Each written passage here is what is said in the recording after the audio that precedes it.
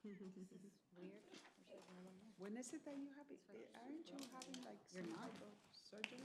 I am. When? I would think that we How? Find out, I'm gonna ask her. If Monica brings it October, the first week of October. I'm gonna ask her, cause that's when she's gonna adjust the braces again. And I'm gonna ask her when her time, cause I gotta put work, cause I gotta leave. Aren't they supposed to be here? And they're gonna wire me for a couple of weeks. You're gonna lose weight? Like this. Yes. A lot of weight. I am doing some request. Maybe. But here, I got wire my jaw, so I won't be able to talk like that. where's Knowing him, he's happy. Because how they're never question. So when you say it, You will say, not the first one. no, en segundo. Good, I feel good. How are you? Tú vas a decir, yo, Oh, thank you. I had so much fun. Oh my God. Girl, so much planning. Yeah, you're right. Last time I told my sí, friends. no, no digo. I mean, we didn't think of it. I like how they did the, No, I planned it. Yeah. So it's like that little Look, brush I got Cute. the, Since I like just had it last done year, I'm today. like, because I Yes. feel like, fall. Uh-huh. So this is like the marshmallow and then she did a little. this is it. But it's nice how she did it. Everybody does it told for me. you? Everybody was saying. Oh, she was in surgery. Oh, they. She says, yeah. I just like that because you And don't have to wait. ovaries. She gives you time, you're there, Yeah, you're she's in, good you're now. out. Cancer is still Yo también con la que voy. So after this, I'm just run home. in la casa. No, Thank you. pero ella siempre está. She's heading On home. time. Yo no tengo que. Very rarely if she's falling behind. Here comes this. Question. Hey.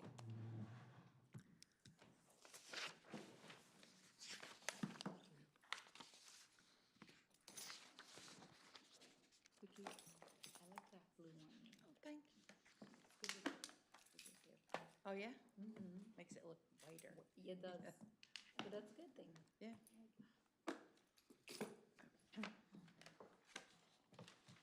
Oh, this is the backup for the 98. Okay. The what? This is the backup only. It's not a not on. No, well, I added it to the agenda since the agenda prep. That was the one I told you that we were gonna have yes, the. yes. Yeah. Only one You of them were didn't have having today. the, Huh? you didn't have that. No, I didn't have everything- it, yeah. So Okay. now it's there. It's just, Just making sure that. yeah. Did you respond to that email? Oh, ella había contestado. So can we go on the road that said that they were in 5 times and no one was responding? Lo que pasa es que ella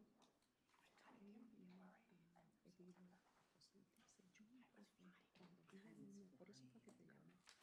Porque ella vino a ver, ella me mandó a decir, a explicarle. Entonces ella dijo, "Oh, yo sé eso. Como, yo sé que eso es, pero yo quiero que me lo vean. ¿Me entiendes? Entonces yo no le contesté. You don't know? Porque No, I don't know. I thought it was George Street. que le contestara. Oh, yes, ¿Te I acuerdas? remember. ¿Te acuerdas? Cuando yo vi porque me acuerdo. Para mí. So, when Bueno, ella se quedó dormida. Para mí, So just te read her. conocí. Antalita venía, yo respondí de que la because I know they don't answer. No, that's okay. I thought you were like trying to get our attention. Okay, we're ready?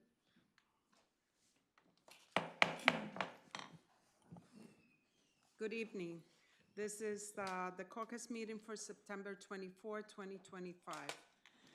Presiding officer of the council, Milady Tejeda, wishes to advise the audience that notice of this meeting has been filed with the Home News Tribune, the Star Ledger, and posted in the bulletin board in the city's clerk's office and the city's website, indicating that today's meeting is being held in the council chamber, City Hall, 260 High Street at 5:30 p.m. Right now it's 5:33. The council meeting will follow the caucus and closed session. Council President Tejeda, as a courtesy of the governing body, I will ask all individuals present, including members of the audience, to please turn off all cell phones and electronic devices. Should you need to make a telephone call, please go out into the hallway and speak in a low voice so as not to disturb the ongoing meeting. Roll call, please. Councilwoman Cruz Batista. Present. Councilwoman Morales. Present. Councilwoman Peralta. Present. Councilman Puccio. Council President Tejeda. Present. Okay. Right now, we'll have the towing suspension appear for AT towing.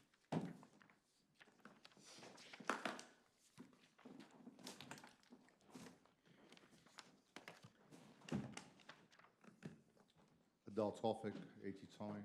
Good afternoon, ladies and gentlemen. So before we proceed, I would like to make a motion, nominate that this should be nulled and voided. And my reasoning would be, I have asked 3 different occasions through the city, through open request, to obtain the paperwork involved in this. I was denied on 2 occasions. On the 3rd occasion, I only received half of the paperwork that I required.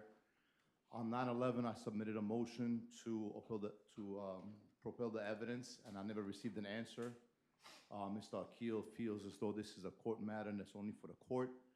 I believe this is democracy. I have the right to face my accusers and my oppositions, and if I don't have the report that is in front of me stating who filed it and who obtained it and how it was filed, as I believe it is the police department that's an actual violation of the ordinance, not myself, as it should never have been entertained.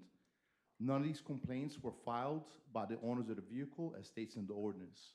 So I would like to have you guys note that and null and void this. And there's no need to proceed with a hearing at this point. The only ones that are getting here is the police officers who are sitting here and accumulating overtime. And that's all that really is to it. So I just would like to know if you guys are going to proceed. And if so, I am entitled to the paperwork that I need in order to build my case and defend my case. Because I have not received anything from the police department. It's been a song and a dance, and it's been a cover-up. It's been a whole lot of smoke and mirrors. But I have not received nothing in black and white saying who filed the paperwork, where is the paperwork, where is the complaint, as it states in the ordinance in 425-17. I have not received any of that stuff.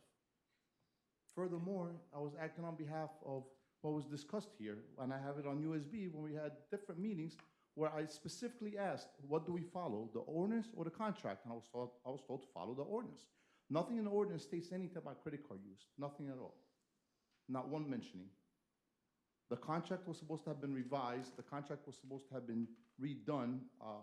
I emailed you quite a bit of exchanges that we have done with the police department regarding my requests and with the city attorney, or Mr. Akil. And yet, I have not received any paperwork as far as the actual complaints from the owner of the vehicles. Okay. So you don't have it? I'm sorry? You don't have it? I do not. I do not. I did an open request on 3 different occasions. The first 2 I was denied, and the 3rd I received half of the information. And what do you mean by half? So in my open request, there's two things in question. So in my open request, half of it was fulfilled, the other half wasn't. Okay. Mr. Opal, maybe you can guide us a little bit on this? My understanding is that there's 2 complaints at issue in this case. With regard to the Oprah request, I also understand that the complaints were submitted, but the names of the individuals who made the complaints to the police department were redacted. The way the ordinance is set up, the complainant in this instance is the city or the police department. So with regard to, a right to face accusers, the accusers in this instance are the city or the police department. So that's not really an issue as far as I'm concerned. When there's complaints filed, when there's requests filed under Oprah, when it relates to a complaint, there's names that are redacted when the city releases information. And they're properly redacted pursuant to the requirements of the public records law. So the information that was provided is sufficient for a defense for the 2 complaints related to failure to accept a credit card in this instance. The names of the two individuals are redacted when they were provided. The council has the information with the names on it, because you're entitled to see that privileged information. But as far as the appeal today, I'm of the opinion that it can proceed. We can hear from Mr. Tawfik, we can hear from the police department, and then the council has 20 days to render a decision after considering the evidence of both sides. Okay. So there was, on the same token, there was 3 OPRA requests that filed. Same one was filed 3 times. One, I received the answer on with the complaint. The other one, which involved Chief Catano's stepson, I didn't receive anything on it. Not the complaint, not the author complaint, not the owner of the car, not the driver of the car, nothing at all. And I have that in the email from Captain McCune, which I forwarded to you guys. Not once was that answered, not once. Well, let's step back a minute, for a minute. So, what Mr. Tawfik is saying is that he doesn't have the complaint itself. He got a letter that says he's gonna be suspended, but he doesn't have the actual body of the complaint and what the accusation is, other than he didn't take a credit card. So I'm asking why wasn't he provided with the document that says, this is the reason why here. This is the reason why we're gonna suspend you. This is the complaint, that on such and such a day, at such and such a time, in such and such a location, you did not take the credit card when asked. Now, I've seen the video.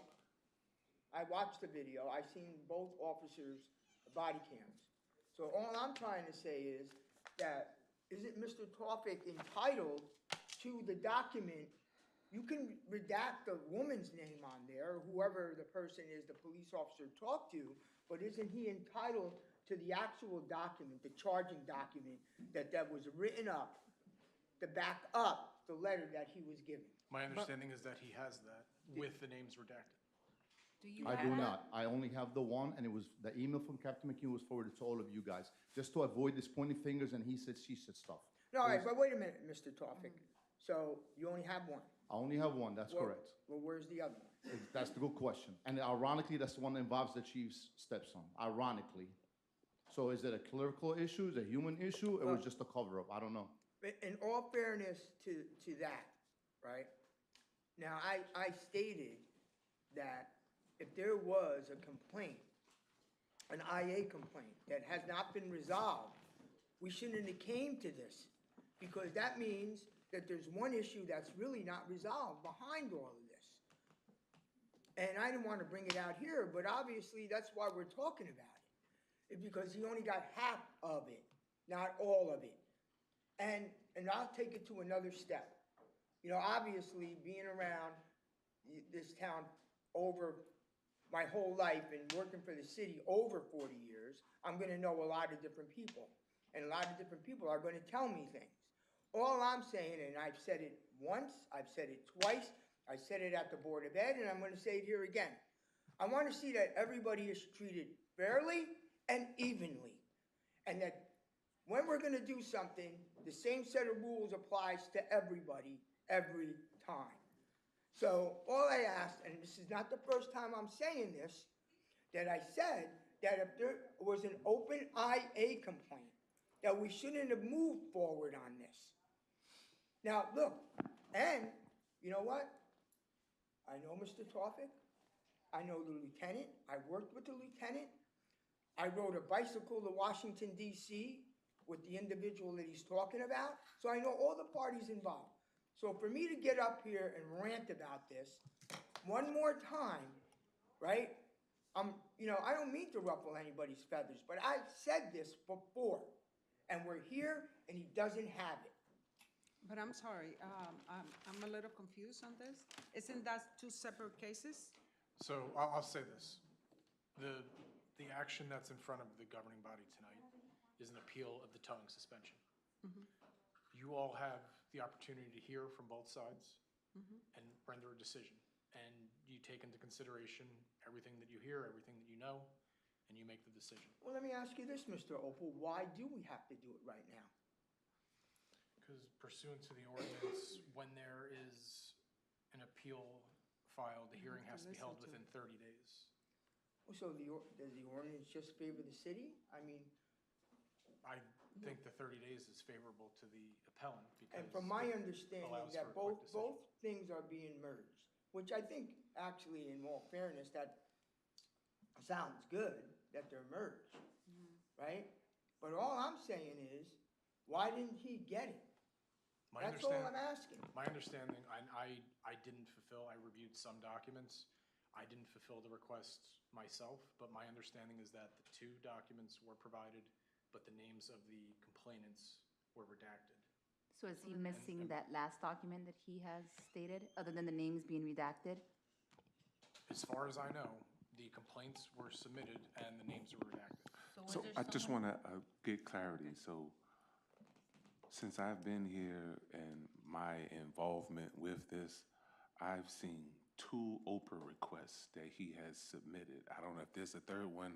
I haven't seen it, and I've made it my business to make sure that those Oprah requests were filled in a timely manner as per the Oprah statute. Only thing, he has all of that information, but the information for the actual individuals who filed the complaints has been redacted, and he's been vigilant about getting the names and addresses of these people. But with So- all due respect, Mr. Akil, Mr. Opal just said the complainant is the city of Perth Amboy and the police officer that filled out the thing. Where there's a suspension and appeal, the complainant is, in this instance, Right. the city So is the I'm- regulatory body, I'm- but the city acts on complaints from constituents. Right, I get So that. the name of the complainant is not relevant to this Right. proceeding. So, I understand so Councilman, that, just so but- you know, so just the actual complaints were filed by the owners of these vehicles. Those were given to you, though he has that, the names and addresses have just been redacted. But I'm not disputing that part. That's 100% inaccurate, and that's exactly my argument here. That's why I want the paperwork to stop, just like you made it out of your business to have these Oprah requests fulfilled. So there was 5, and ironically, one of my Oprah requests went to a whole different attorney that had nothing to do with my case. So now you guys should figure out how did that happen. That's not on my end, that's on your end. So figure out that happened. So I had 5 Oprah requests that were filled, not 3. And one of them is missing half of the stuff, like I said. So back to what you were saying, Mr. Akil, you're 100% right about redacting, that's fine. But there was 2 things here in question. One is that I filed to compel the evidence, which I'm entitled to, without redacting anything. As far as the Oprah request, that's fine, you can redact it all you want. But this is gonna fall back to the fruit of the poisonous tree.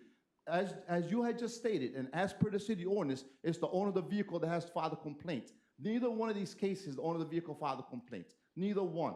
And the city cannot give me paperwork to prove that that's such an inaccurate statement, that's the owner of the vehicle, in fact, is the one that filed the paperwork and filed the complaint. So what I will say to you is, because you're saying there's 5, I'm only aware of 2. What are the dates that you submitted these Oprah requests? They were all forwarded to the council. I'm not concerned with the other 3 because I got them fulfilled. I mean, with the 2. However, So the what 3. are you, so what are the, what you said, half was filled, what is the half that wasn't? What don't you have that you're I looking for? don't have the one that involved Chief Catano's stepson from one of these complaints that are in question here. So, what is it that you asked for in that Oprah request that you don't have? The Because that complaint, wasn't, the actual complaint. I don't have it. Nothing. from, you saying the complaint from his stepson, is that what you don't The have? complaint from the owner of the vehicle. As per the city ordinance 425, it clearly states all complaints for, let's go through the definition. Definition for towing is a consumer's vehicle. That's number 1. Neither one of these vehicles was a consumer vehicle. They were both commercial vehicles, both of them. So that's even not even according to the ordinance. Third, if you follow forward more into the ordinance, it states the owner of the vehicle is the one that has filed a complaint. Neither of the owner of these vehicles came forward and filed a complaint. Neither one. All I can go by, I'm confused with what he's The saying. 2, I mean, the 2. What I saw was, What was, and I don't know, was understand. written and with the ones that from what I read and what you all have, were filed by those people who, the owners of those vehicles. And that So was provided to me. why is it that I can't see that complaint? So How, then- how can you prove to me that the owner of the vehicle filed a complaint? I'm confused with you, because I know that was provided to So you. I'll have he's to not check it. understanding why we can't give him the names of the people that filed the Well, he's not gonna complaint. get that. Yeah. But why? It's a motion to compel evidence. I have the right to subpoena those people to come here and Well, testify. I'll let Mr. Opal speak to that. I've addressed that in emails. This isn't a court of law, like discovery and open requests are two different things. You're confusing the But this two. is my constitutional right. Okay, so the way the ordinance is set up, you have a right to appeal to the council. The police, you're gonna give testimony if you care to. The police department's going to give testimony. The information that you have is that a complaint was issued, the date it was issued, the location, presumably the make, model, and color of the vehicle, and a narrative of the situation. You have that information. The name of the complainant, as far as this proceeding goes, is irrelevant because the police department was the one who issued you the complaint. So you can make your case, the police can make their case, the council can make a decision. If you're not satisfied with the council's decision, you have a right to further appeal to the Superior Court. Okay, but then who's in violation of the ordinance? The city? According to the ordinance, it's the owner of the vehicle who has to file the complaint. And you have the information that they did file the complaint. No, I don't. Neither one of these owners filed a complaint. Yes, they did. No, they didn't. Can we tell him legally why we cannot give him the names of? Because it's personal To me- identifying information that Okay. is redacted in accordance with Oprah. The information was provided pursuant to Oprah. The city can't provide that I understand information. that. I If someone agree with files that, a but- zoning complaint against another property owner, and the property owner says, I want to see this complaint, I don't believe one was filed, the city provides a complaint, redacts the complainant's name. And there's policy reasons why that's the case. I understand that. I deal with that on my job. I just wanted to make it clear and to be open with the public. So if, I- these are procedural concerns that I think are not relevant to the underlying complaint of failing to adhere to the towing contract. And if the city, the council can weigh that accordingly. If they think that there's something unfair going on here, you can weigh it accordingly when making your decision. Otherwise, I would suggest you proceed with the hearing, and there's, the appellant has further appeal rights to the Superior Court if he's unsatisfied with the council's decision. Okay, Well, so. okay, Madam go ahead. President, I just want to clarify something I just want to make it clear that what I am talking about, that there's two separate incidents, right? I understand about merging the charges. From my understanding, I don't care about whose name is where, I get the redacted thing, I am not disputing that at all. I'm saying that there's two complaints. Right now, there were two incidents and there were two reports generated. According to Mr. Tawfik, he only has one. I'm asking where the other one is. That's what I'm asking. I'm not asking about who the people are or any of that. I'm asking about where the other one is. Now, I know where, I've seen both of them. They're on mine. I got them. We all got it. I'm asking you, why doesn't he have it? Well, Is that a chief question or no. who question? He could come up, but my thing is, he was given what you all have, just redacted names with just redacted. So I'm trying to think, which one doesn't he have? Or what doesn't he have? He's From which saying date? He Tell me the said- dates, because I can't give him names and all that kind of stuff, so. No, he's saying that he didn't receive this- the this is- second copy of the Well, second complaint. What date is the one you don't have? I don't have the one from the 6th. The one involving, I'll make it easier for you, since it's privileged information.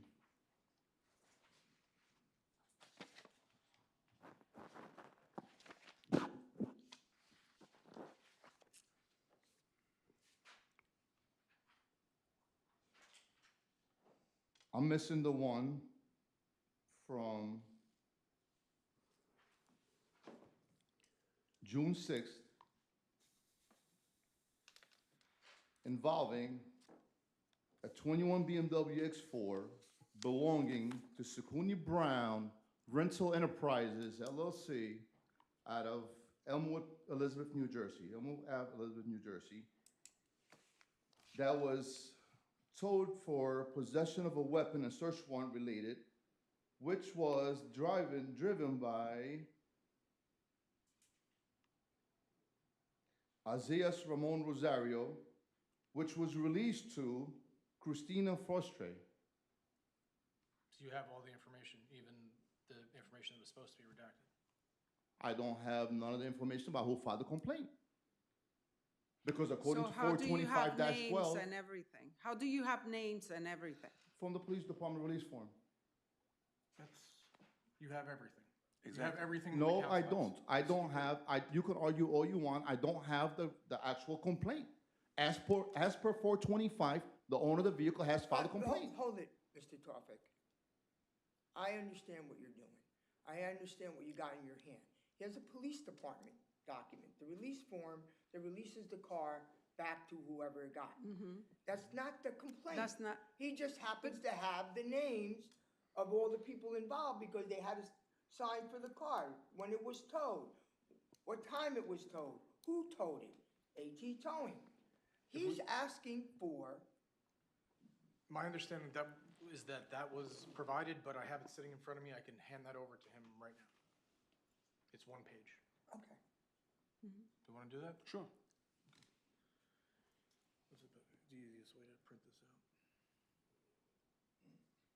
I don't know if you're hooked up into that printer in there. That's a linear, I don't know the number. I just don't understand why this wasn't provided sooner, instead of all this back and forth, our understanding assuming was that he didn't. That I it don't know, wasn't I'm not on his end. I mean, was. it was provided, I see assuming the email, I that we received the got it, paperwork, yeah, I and just and don't he should understand have why. gotten it. Yes, that you I should mean, have gotten it. honestly, there's nothing to assume. I forwarded you guys the email from Captain McCune. You guys could open the email and see it yourself. It's very simple.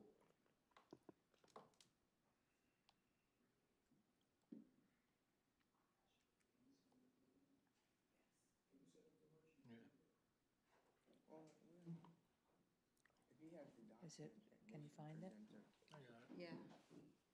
tell him, the lady, Yep, right now. Malati, Madam President, I guess let the police present her case. Let me see if I That's it, because I think he already presented his part. Is anything else that you need to present so we can get the police and present their part? No, we haven't gotten into the ordinance. We haven't got to anything behind this that led to this. Okay, so you already said you didn't get it. Correct. What's the next point that you have there Okay, to so present? assuming, which I know it was not done by the owners of the vehicle, according to the ordinance, the complaint has to be filed by the owner of the vehicle, in which in Okay. this case, it wasn't. Okay, Both and you vehicles were presented that. commercials. You presented that part.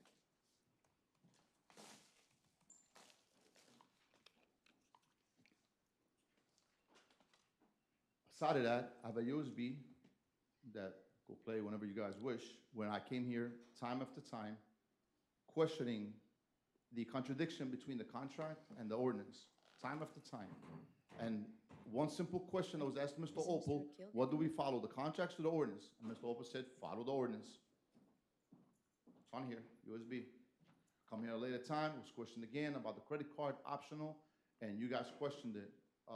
Ms. Cruz Batista questioned it, and Ms. Peralta questioned it. And like, this was talked about, why it hasn't been done. It was voted on it that credit card thing was gonna be optional. It wasn't gonna be mandatory. It was voted on it. Mr. Opel never put it in place. So it's not my fault that it wasn't put in place. I was following instruction that was sit here. Audio and video recorded, not by me. So if I follow one side, I'm wrong. If I follow another side, I'm still wrong. Like, no matter what I do, I'm gonna be wrong, and as the police department, it's not gonna matter. The options have to be given to the resident of how they want to pay. Okay, so two things with that point that you just made, Council President. So this one vehicle in particular, the BMW, it was involved in a commission of a crime with a weapon, and they took off on the police. What will guarantee me funds that they wouldn't have screwed me over due to whatever you want to call it afterwards, after they leave? Like, the criminal mentality is there that they're gonna get over, because they already did it twice in the past. They still have the option of whatever option they can choose to pay you. That's the way I look at it. Okay, so, but that's the They way. should have, even though they're criminals, they have the same options for everyone. Okay, so this state laws regarding certain things, and if I feel that it was for improper intention, then yes, I'm gonna deny them service on it. It's not fair for us as business owners either. Let me ask I- you a question, Mr. Tawfik. Mhm. I don't mean to interrupt the president. Go ahead. Was this a private tow? The one is a private tow, yes. Which one is that? It's the Ford, Ford Escape. So that's not the June 6th one. No, this is June 5th. Right, the June 6th one It's a police tow, and involves the recovering of evidence or whatever. yes.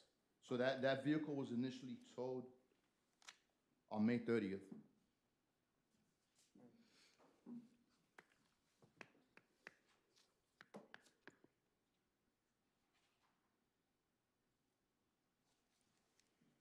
And it was released after hours to the owner of the vehicle, trying to, well, not the owner, but a driver of the vehicle, trying to So- accommodate them.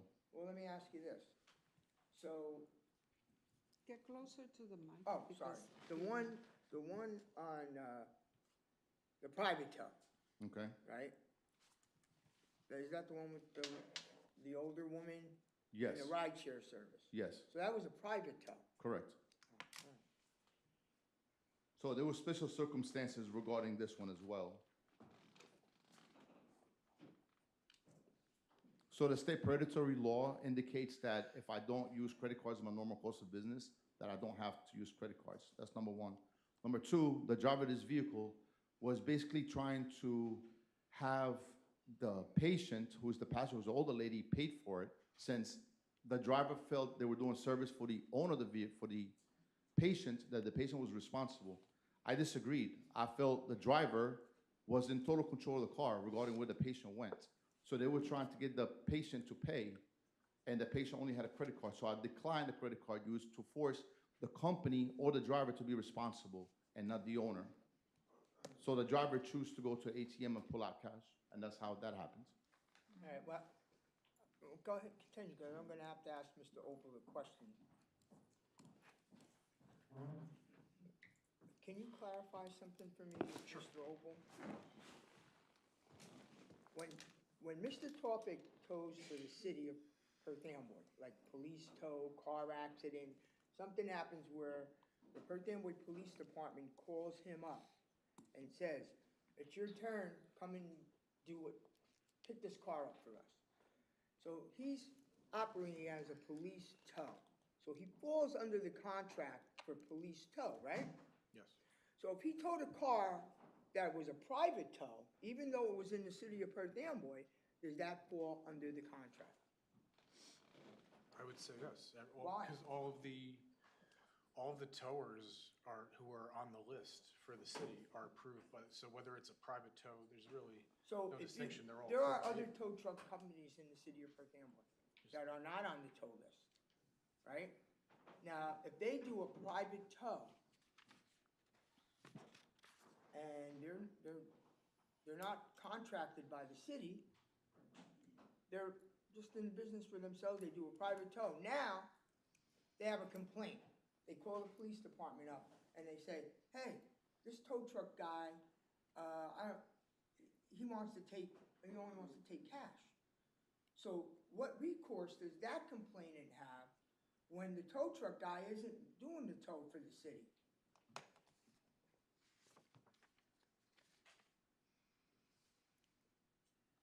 So that's what I'm saying, So there's a what I'll difference say here. is that, There's a difference here, Mr. Opel. When he works for the city of Perth Amboy, he falls under the rules of the contract. correct. When he's doing a private tow, he falls under the contract and the laws of the state of New Jersey. I'll say this, the city's ordinance, and I'll read the ordinance, just so everyone. Applications by a person seeking to provide towing and vehicle storage services to the city of Perth Amboy, including all wreckers operating within the city of Perth Amboy, whether under contract to perform said services for the city or operating for an individual or an entity. Mr. Opel, you answered my question. That was, as long as I know it's there, all right. All right. I needed to know that, so no, all right, I get it. All right, continue, Mr. Opel. All right, so looking at That these, was good. so looking at these two documents here, since I can't know the author of the complainants, which I'm sure it's not the owner, maybe you guys could have it, but my argument is gonna remain the same. Argument is that it's not neither one of the owners. These are both commercial vehicles. Neither one of these doors filed a complaint. This was operator or possessor, not the owner, which contradicts the ordinance. The ordinance specifically states it's the owner of the vehicle that must file the complaint. So if they entertained a complaint, which they shouldn't have, we would not have been here today. The legal terminology of that is the fruit of a poisonous tree, and that's where we are. Mr. Opal, does it say that in the ordinance?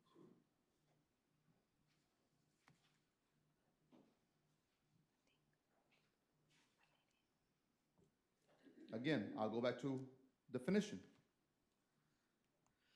Consumer, a natural person, not a company, a natural person.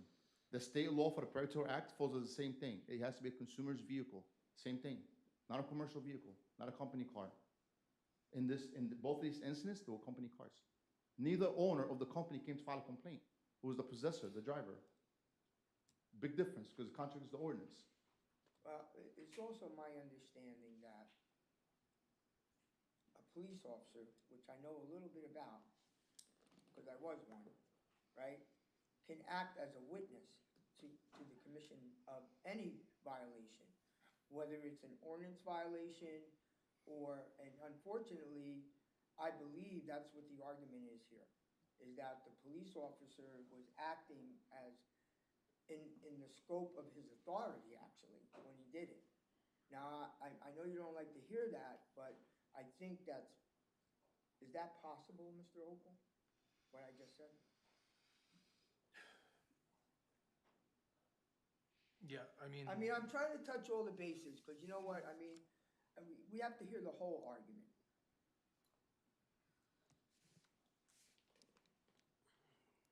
You know, like if a police officer witnesses an ordinance violation, right? He can write a summons.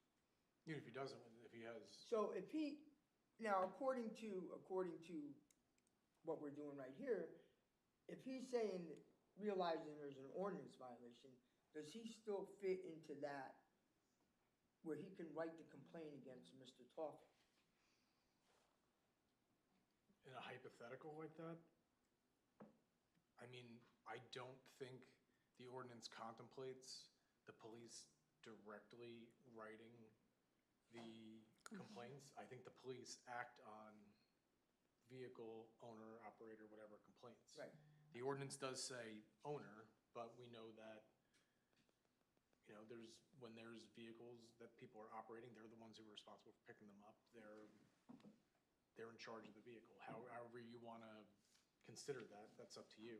But, you know, and then, I mean, this is an administrative matter, but oftentimes when there's criminal complaints, I'm just using this example because the police department's involved in both this regulation and those actions. The police don't often witness That's true. ordinance violations, criminal activity, anything like that. They get a complaint, they conduct an investigation, and they make a determination Right. as they're going to proceed. Right. That's So how it this is a normally different area. There's really not a lot of similarities. This is a regulatory administrative hearing. Different rules are obviously apply here than in a court of law, but, you know, you have the information as to who filed the complaint. Mr. Topic has that All right, information. but I'm just saying, because, you know, Mr. Toffey's argument is that the officer couldn't file the complaint. The officer didn't file the complaint. The police department issued the notice of violation to him. They found the suspension pursuant to the ordinance. The complaint was filed And then I by an misunderstood individual. that. Then I misunderstood what somebody said a while back. So, all right, The police acted on a complaint filed by an right, individual. they acted on the complaint. All right. Okay, so there was a questionable pause by Mr. Opal when you asked that question, so I want to point that out. Secondly, they're trying to manipulate the ordinance and the wording on it to make it fit. It's in black and white, section D. It's black and white. There's no manipulation on this. There's no hypothetically speaking, no, it's in black and white. The owner of the vehicle, doesn't say the driver, doesn't say the possessor, it says the owner of the vehicle. So if we're gonna stick to the ordinance, let's stick to the ordinance. There's no manipulating it to make it fit however which way they wanna make it fit. All right, continue, Mr. Toffey. So, moving on, which I believe is the silliest against the in violation. The question is the ordinance, violation of the ordinance. There's nothing in the ordinance that states we have to take credit cards. There's nothing. Not one part of the ordinance. Put that. It was implemented in a contract, not in the ordinance. And if you notice how I signed my contract, under duress and stress and threats. Because Lieutenant Medina called and said, hey, these contracts are not signed and they're not backdated, so God knows what day you're not gonna be able to tow, you're gonna be thrown off the list. And I came here and I complained about it, and I questioned, why is it being backdated? Why it's not signed from this date forward? Why is it being retroactive? So, again, come here and complain, like I always do. Ask, hey, what are we following, the ordinance or the contracts? Because they love making pit stops at AT Towing. So I would say, Mr. Ober, can you explain that portion to him? He has a signed contract, regardless of why he signed it. He signed the contract, and from my understanding, you can correct me if I'm wrong, as long as the contract is not in contradiction to the ordinance, it's applicable, and he signed it. But I'll let you speak to that. Yeah, the contract itself is a requirement of the ordinance. Anybody who's an approved to provide the services for the city, they have to sign a contract. So that's where the contract requirements come into play. It is true that the Section 6 of the contract, the method of accepting payments, that's not codified in the ordinance, but it is a requirement of the contract. Contract is a requirement of the ordinance, so that's why it's in there. That was a policy decision the council made to include that language in the contract and not the ordinance, so that it could be revisited, because this is a relatively new issue that hasn't arisen before with the increasing popularity, reliance, whatever you want to call it, on electronic payment applications. It's a changed circumstance, and whether that stays the case, whether there's some other new form of payment that should be considered, the council wanted the flexibility to include that in contracts and not have to change the ordinance every time. So that's why it was included in there. I don't know what else to say, but it was a policy decision that the council made to include the language to require the electronic payments in addition to cash and credit card. So the and/or that I know Ms. Cruz had requested and I had requested, that was added on there? It was. The language is the towing operator must accept credit cards and cash application, i.e. Venmo, Apple Pay, et cetera, payment. So it's not at the discretion of it's at the discretion of the person making the payment, how they want to pay. They have all options available to them, how they want to pay. The tow operator, the way the language is worded, it takes the discretion away from the tow operator, puts it in the hands of the person who has to pay, essentially. Okay. So fast forward, I had issues between the contract contradicting the ordinance. And I expressed it very clearly through emails with Mr. Opal, and I'll forward all these emails to you guys as well. Mr. Opal noted my position in it and agreed that there was inconsistencies. However, it was not fixed. That the language and or was supposed to have been changed. It was voted on 4-1, and it was supposed to have been changed. It never took place. And every time I come and address the problem, hey, what are we waiting for? Oh, it's gonna be done. It hasn't been done. So again, I have it on audio and video, so no one could deny it. Play it so you can hear exactly what's been said. My question was very clear. Do I follow the ordinance or follow the contract? Both in place. And I was told, follow the ordinance. If I go left, I'm wrong. If I go right, I'm wrong. So, to me, the way I see this, the ordinance and the contract just contradicts itself. The ordinance doesn't, the ordinance is silent as to payment. The contract Right. has that specific language. There's no contradiction, it's just the contract has more in it than the ordinance does. But the ordinance supersedes the contract, because it's the ordinance, the city ordinance. But The it doesn't ordinance- state in the ordinance specifically regarding payment. So I'm confused. The only thing I can say is that if we're. If he was we- if- told if to the- follow the ordinance and it doesn't state on The the ordinance ordinance. doesn't say anything about payment. Right, The way, I mean, if you want to interpret it that way, take it a step further. I mean, There would be no it's in payment. black and white. The ordinance The doesn't state ordinance it. sets forth the numbers. It doesn't set forth method of payment, just the contract. Correct. So how am I in violation of an ordinance that doesn't specify anything about this? You're violating the contract. I'm not in Contract. violation of the breach of- contract. it's a breach of contract. The suspension's for violating the ordinance, not violating the contract. So can we clarify, Mr. Opal, which Yeah. area of the ordinance? The contract, the ordinance is general as to how much can be charged for what kind of vehicle. Right, it's specific to those The contract, fees. the Yeah. contract is more specific as to More the methods. practicality of the transaction. So, yes, it doesn't say in the ordinance that what method of payment that you have to pay. If the council wants to change that, council can change that. You know, it doesn't say cash, it doesn't say credit card, it doesn't say check, it doesn't say Anything. Cash App, it doesn't say anything like that. So the contract takes the practicality of it, you know, the logistics of the transaction a step further and codifies that. But the contract is a requirement of the ordinance. It is a valid document that's required to be signed by all tow operators, and, you know, the city's position has been that it's a binding agreement. Ordinance is very clear, states violations must be submitted by the owner of the car. It wasn't. Chief Catano's letter says violation of 425-14, very clear in black and white. There was no violation of the ordinance. So if you guys want to visit and reestablish that in the ordinance, then that's fine. But until then, there's no violation of the ordinance itself.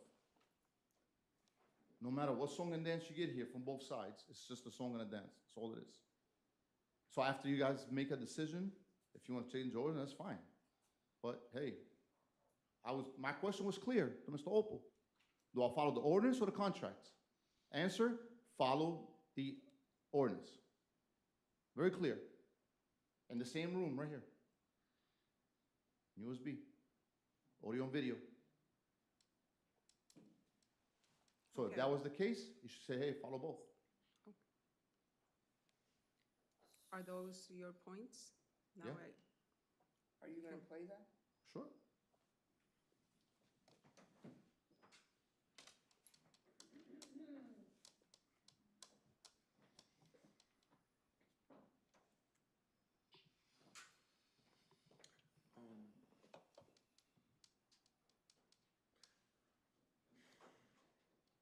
How much is on there?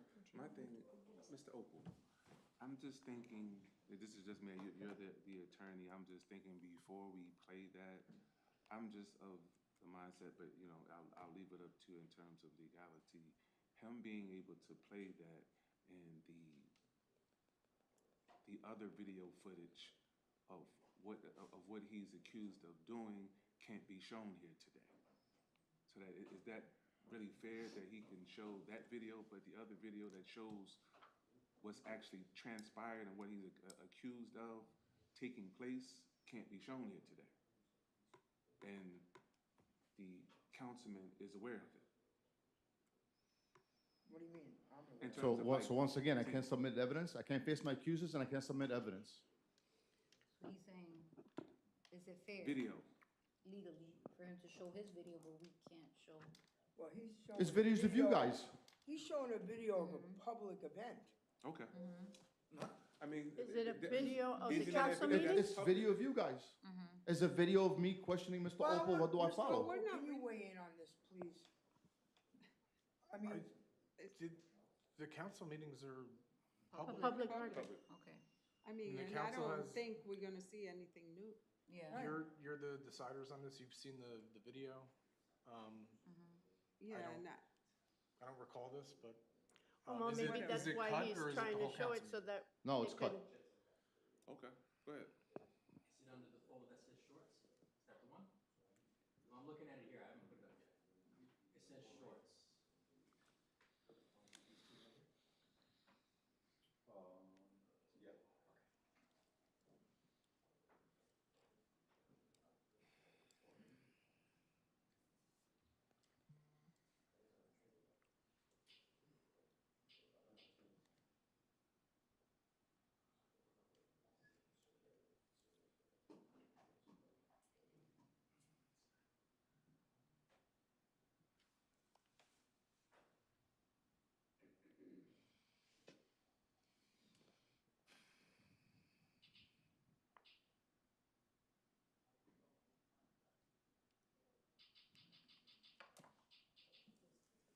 no voice. It's just really low.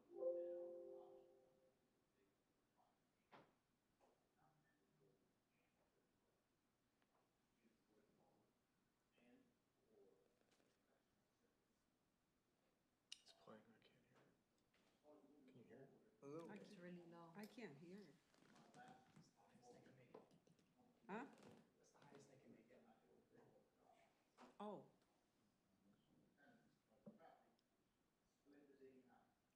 It's hard to, Is so this the video? my question is it possible that you can send that to the council so they can, or have someone? send So it I to they can- tried, but because of the length, I couldn't email it. Can John How Luke long send- is that? Can John Will you be Luke able send to it to leave us? that with them for them to, so that they can hear it? That's fine, you could hold on to it if you want. Yeah, If you want to so hear it in privacy, that's fine. That'll be part of the record. You can listen to it when you can actually hear it. I can't hear it, but when you can actually hear it, you can listen to it. And you have, the decision's not going to be made tonight. You have 20 days to make the decision, so this will be part of the record and you can Okay. consider it. okay, Okay. thank you. Thank you. Anything else? Anything else you No, have? that's it. Okay, thank you. Will we have the police department come up, please? So you're gonna hold on to the USB, right? John-Luc could. He's gonna make a copy and send it to us. Okay, I'll make a copy and I'll get the USB back to you. Thank you. okay. Or send us a video of that date, whatever's easier. Yeah, there's only two showings. I think one is like, well, one is like 6 minutes, another one's like 3 minutes. I think this is the longest one. Well, the other one's pretty shorter when Mr. Opal said to follow the ordinance, not the contracts.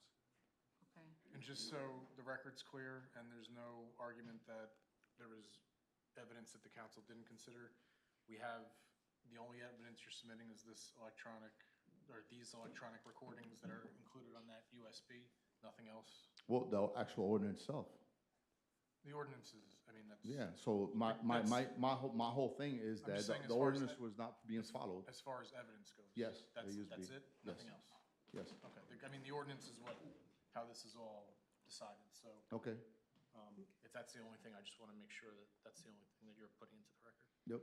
Yeah, just the ordinance, because the ordinance is very clear, it's in black and white, no matter what you guys hear. Obviously, there's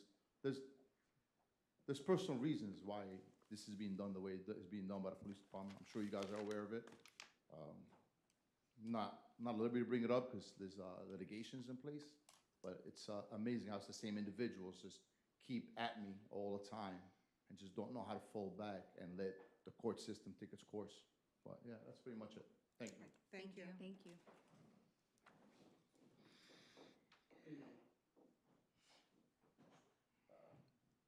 If you have any questions, I'll be more welcome to answer them. From my understanding, the city ordinance requires a contract, correct? So he should be following the contract because the city ordinance requires it. So saying that it's two different things, I think it's all in one. And if you've seen my report and the councilman has seen the video, it's clear that he did not accept a credit card. He makes the statement that the credit card machine is out of service, but no time does he mention he ever had a credit card. When the officers were speaking to him, or the consumers, or trying to get the card released. So I think it's clear blatantly that he violated the contract. And if he signed the contract, he should follow the contract. You don't have any other issues with any other tow companies with this particular incident, or accepting a credit card. So I don't know why it's just with AT Towing, he doesn't want to follow it, but I'm not sure exactly the reason why behind it is. And the reason behind it, as you can, when I did a report, is that some people don't have cash, or we live in a town that people have excess money. So when you get your car towed and you have a ticket, it could be in excess over $250 to get your car out of an impound. Some people don't have $250 in cash. Or in the cash apps, you gotta have that cash available to use. So people use their credit cards and they'll worry about paying it later to get the car out so they can return to going to work. Is the reason behind getting a credit card. So not accepting it just puts some of our people that are getting the cars towed, not being able to get the cars out, which they do need it to go to work. Do you have any questions? I mean, you just read it. Do you want me to go over the instances of what actually occurred? Do you need anything else from? No, I saw the videos yesterday. I do have a question, and this is a general question. As far as any of the tow companies violating the contract or the ordinance, is there a specific protocol that states in the ordinance or the contract of what the protocol is if a company does have a violation? Do they get sent a warning to fix the problem or the issue, and then get a warning first, and then, or is it just straight to suspension if they breach a contract or violate the ordinance? What is the proper protocol? There's nothing in the contract or the city ordinance that says the process of it. When I get a complaint, I review it. I question the tow company for their response to it, because sometimes they'll give me information on it that the customer's not giving me on it, and that will solve the problem there. If not, depending on what it is, I would say if there was an issue, educate them. Hey, you're doing this wrong, or you need to start doing this. But in this particular instance, I have notified AT Towing multiple times, from my understanding, you need to accept credit cards. It's not the first time this has happened with him. It's been going on about a year that he's been advised that every time you have to accept credit cards. When you go into his place of business, there is a sign on the wall that says cash and Zelle only. It doesn't say cash, Zelle, with credit cards. So he has no intentions on accepting credit cards. Right, so, well, my question was, is there a policy in place, whether it states in black and white in the contract or the ordinance? Are you gonna give this company a warning first? Or is it just, if you violate something, you're gonna get suspended? I think it should be stated specifically what the process is. So, because just to be fair, just to everyone, if the towing company, maybe this is their first time, I'm just saying, speaking in general, maybe this is their first time violating or not following the ordinance, maybe they should get a warning. And it should state in the contract or the ordinance. And then if you do it again, then you shall be suspended. I think in all fairness, I think that should be the way it should be handled. But, or is it just, or if you're just gonna specifically say you violate the contract or the ordinance, then you're gonna get suspended. But it should be said in black and white. That's something you want to do, that you can do, that we can follow. Because, we can't just make, you can't just make, oh, this one instance, this is what happens, and then another instance, you're gonna make another decision it's completely different. You have to follow some kind of concrete structural policy, law, you know what I mean?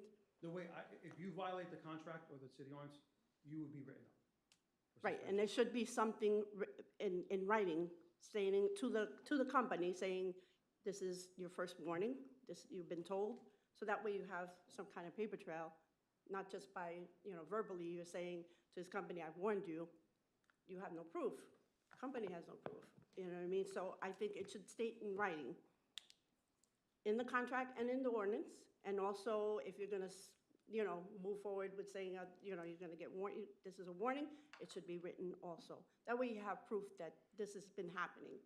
And that way we have something to fall back on, because it's like he said, she said, like, how do we know who's not telling the truth or who's lying? As to being advised of that, you need to follow this, there's body cam footage of me advising him. Every time I speak to him. But it's still, there is body cam. there is that proof, but like I said, it also has, you have to have some kind of written policy. That would be on us, though. We would have to make that up. Yeah, that would be something on you that you want to Right. follow, that we will implement, yes. I think we should revisit the contract and the ordinance, and I'll note that But the I- relevant section of the ordinance provides that the chief of police or designee shall have the power to suspend the towing operator from the rotational duty service list for a period of up to 30 calendar days for failure to comply with any subsection of this section. And a subsequent violation may result in permanent approval. It doesn't contemplate a warning, so if the council wants to change that, you'll have to adopt an ordinance to amend that language first. And then, with regard to, you mentioned, he said, she said, the council's position here is to hear the complaint, so you hear both sides, you determine, credibility, you determine what the ordinance says, you determine what do you think the facts are, and you make a decision based off that. So Mr. Council Member here, Mr. Puccio, you went there yesterday? Yes. And No, yesterday? Yes. Oh, okay, yeah. Can it you was. tell us what you saw? Because we didn't see it, so. All right, I saw,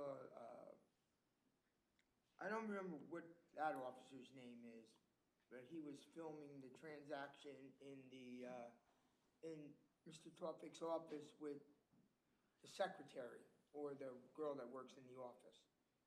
And Sergeant DeJesus was asking the questions, and he asked about payment, and the girl kept saying on the video that only cash or Venmo, right?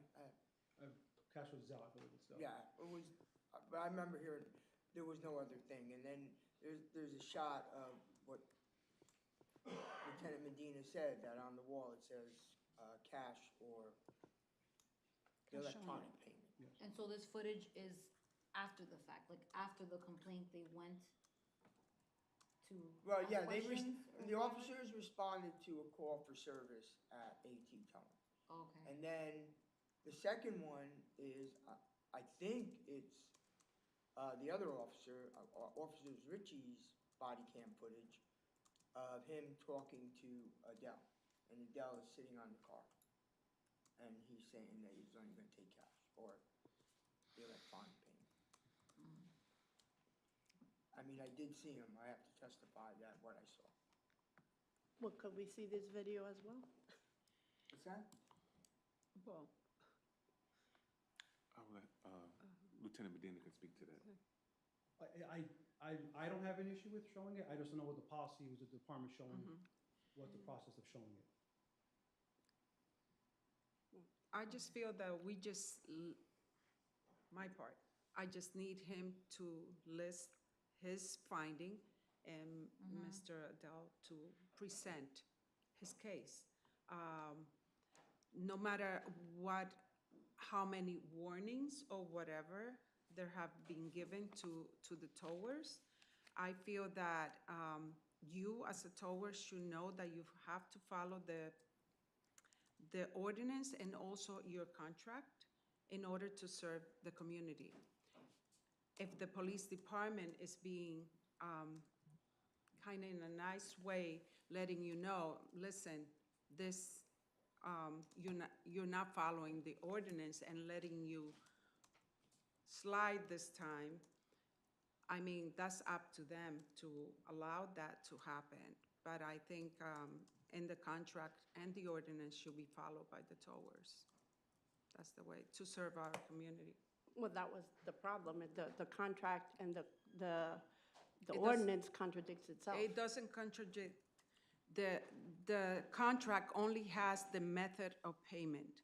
The ordinance does not have Right. any method of payment. That Right. doesn't mean that you should ignore what the contract said, because if you sign it, you're signing something that it says the payment But I think we should just transaction. make everything just If we completely clear. want, we can. To clarify it, To so clarify that there's for no further, gray area. but it's not an excuse to not to accept it.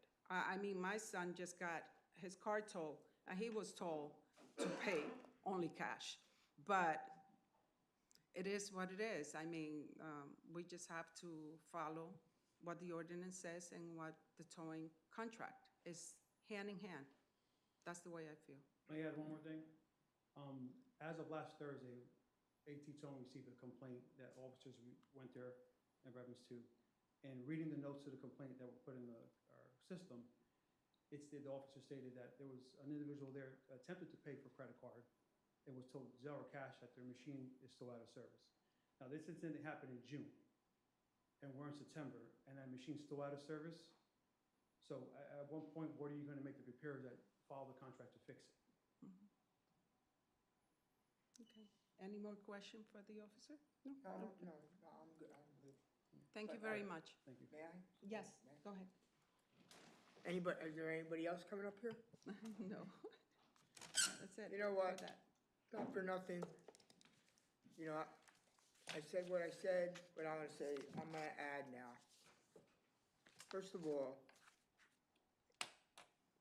I do believe in fairness. I have in my hand all the tow complaints against all the other tow trucks operators. I'm not gonna get into this now. So I'll just make my argument more clearer. That everybody should be treated fairly and evenly. You know, I'm hearing a lot, but I also know what's in here. So, with that said, I know we discussed this and or whatever that is, right? It should, then we should vote on it tonight and put it in there. So there is no gray area. You know, what we don't really get here is that these wreckers, whether it's Mr. Topic or All Car or Bin or King High or any of them, that's their living. This is what they do for a living. This is how they make their money. This is how they feed their families. So, you know, at the end of the day, they should all be treated fairly. I keep hearing all this about fairness and transparency and all of that. And I can honestly say it's one-sided. And to me, they're not in the business to lose money. They're in the business to make a living. Now, we're gonna say, hey, now, if they're getting beat with their credit cards, because as soon as the person pays with the card and they drive around the block and they just dispute the claim, that means that's just another added expense. Now, we're telling them what they can do and what they can't do. I think, in the end, the option should be the tow truck, the operator, the business owner. But if they don't have any other forms of payment and they have to use the credit card, then that's the way it should be. Because you know what? If I had to put out $400, I can't go take it out of the ATM. I'm gonna have to use my credit card or my debit card. And in all fairness. So we need to work this out. We need to put all these parties in the same room like they used to do back in the day here, and put all the tow truck operators in this room, and Lieutenant Medina, who happens to be a very decent person, and meet with the traffic guys, work out your differences, and so we can move forward. You know, I'm not a rookie here. I didn't just land on the planet. I've been doing this for a long, long, long time. And as long as I'm sitting here, I'm always going to talk about fundamental fairness. Like I said, I got it in my hand right here. But it's not my night to blow everybody up.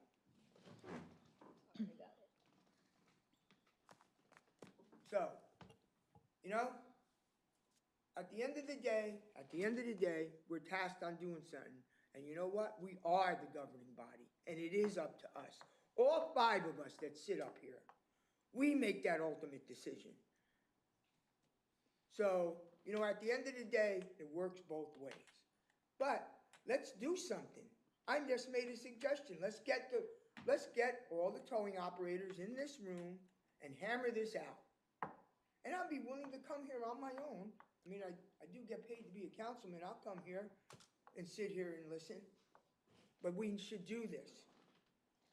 And make it clear to them what they can do and what they can't do. Because you know what? Mr. Topic is not the only wrecker in town here. So, and I'm sure, and just like I know the council president's son, that was a different, it wasn't AT that towed her son's car. So, you know, at the end of the day, let's all get on the same page here. We're all supposed to be working for the same goal. The city of Perth Amboy, and the people that live in it. And following your Rant. That was a rant.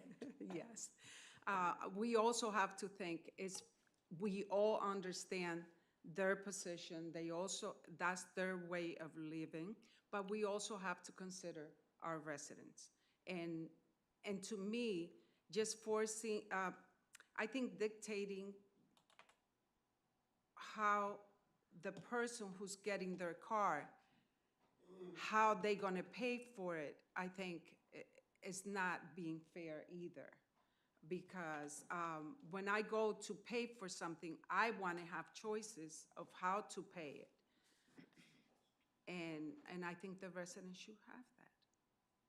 Do you And need? I agree, Council President. Yes, I mean, it's fair to everybody. I'm not against having the conversation to adjust the ordinance to make it fair, more clear, because there are things in there, and that's our duty to do.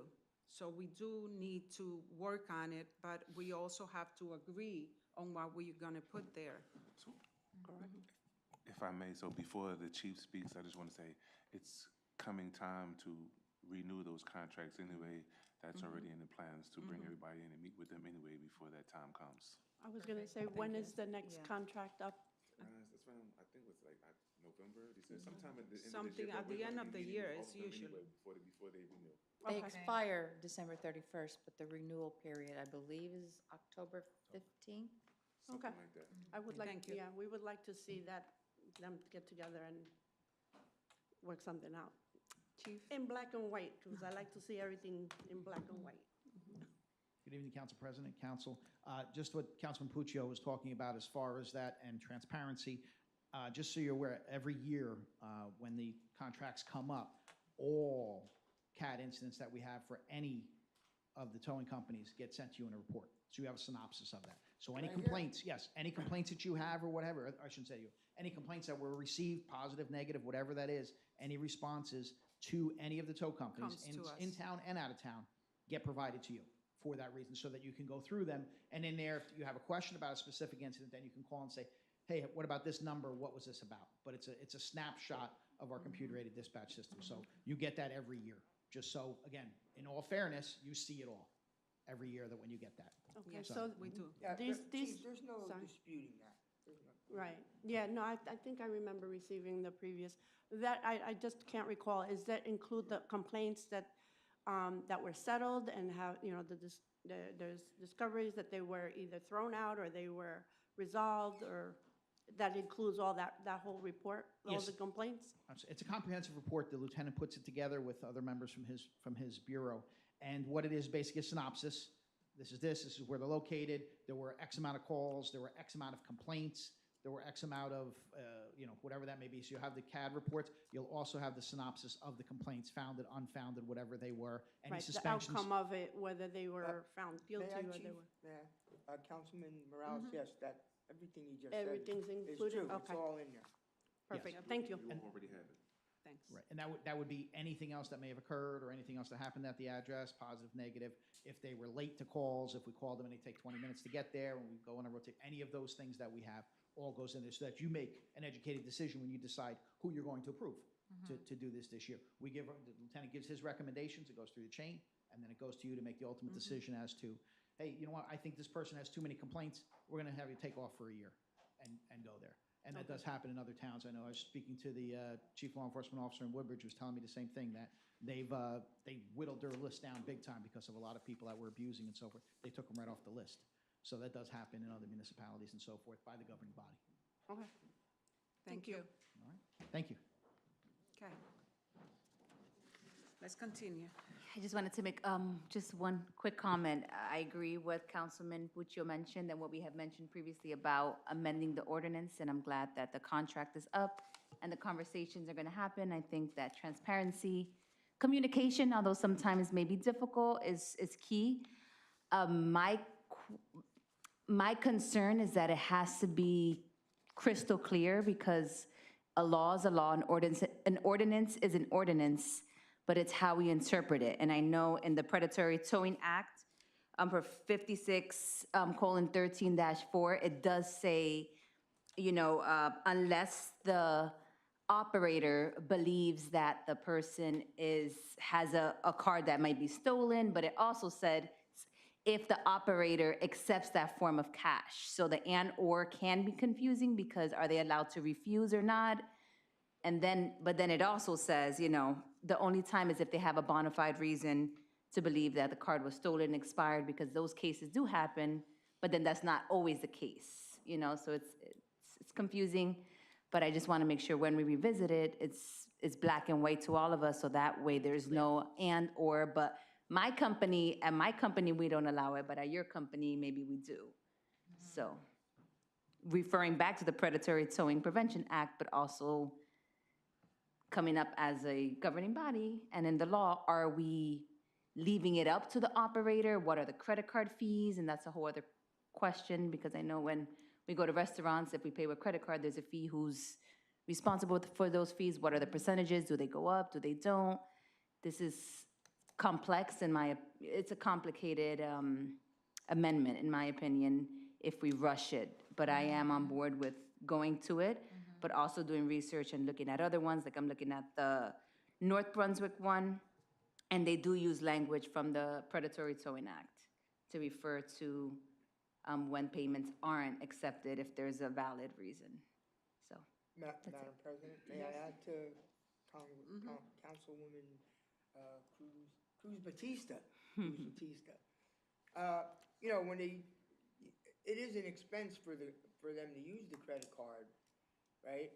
Not only to the consumer, but to the business, where they can't pass that on to the person because the ordinance prohibits them from any extra charges.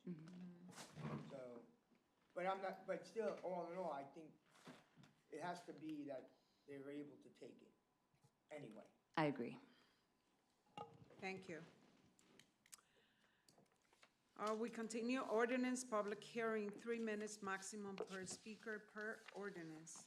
Number 1, an ordinance of the city of Perth Amboy in the county of Middlesex, New Jersey, amending the description in section 1 and providing a supplemental appropriation of $645,000 for ordinance number 2160-2024, finally adopted May 22nd, 2024. Number 2, an ordinance of the city of Perth Amboy, county of Middlesex, New Jersey, to amend and supplement an ordinance entitled Peddling and Soliciting, ordinance number 572-91, adopted September 17, 1991, also known as Chapter 317, Peddling and Soliciting, Article 1, Peddles of the Code of the City of Perth Amboy. Number 3, an ordinance of the City of Perth Amboy, County of Middlesex, New Jersey, to amend an ordinance entitled Vehicles and Traffic, ordinance number 194-78, as amended, adopted September 19, 1978, also known as Chapter 414, C of the Code of the City of Perth Amboy, and this is in reference of stop intersections. Agenda, public comment. Citizen may address the council on any matter on the agenda which does not have its own scheduled public hearing. Citizens shall be permitted to speak once for a maximum of 3 minutes.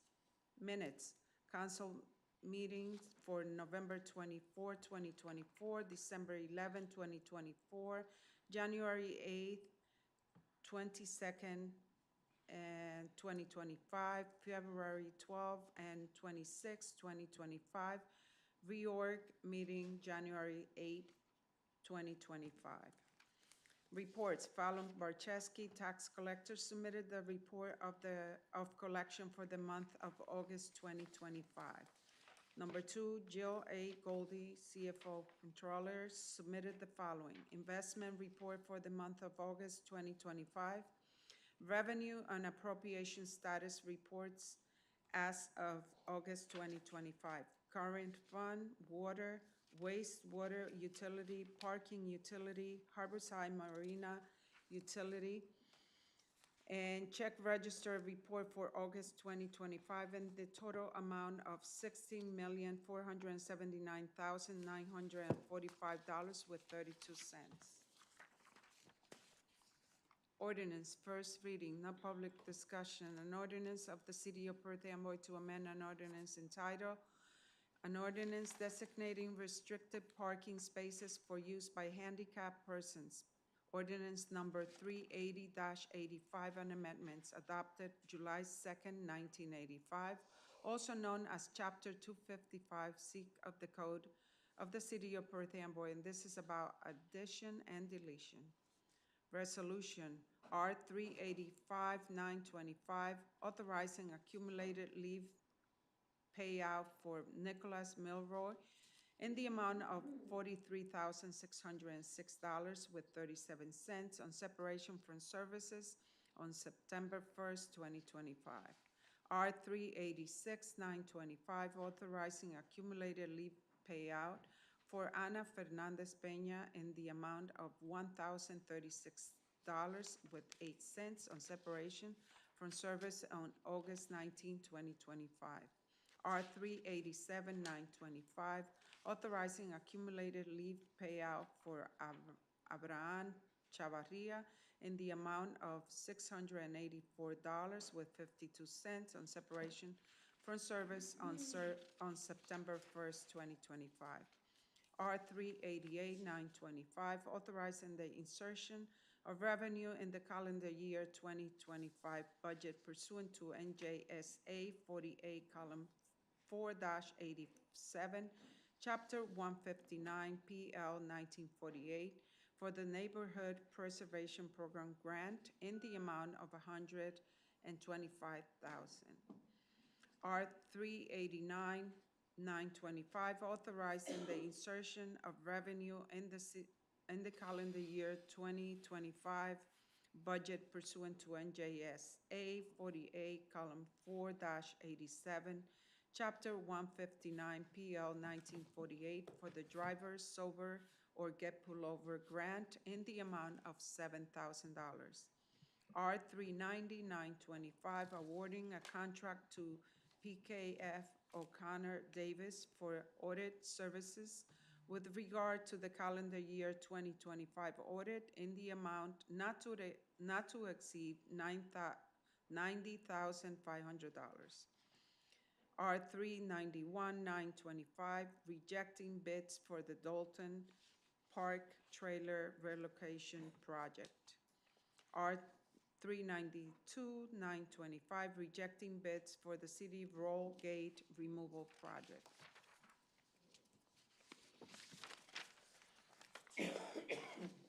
R-393, authorizing a refund of a special bulk appointment fee in the amount of $30 to Jorge Perez.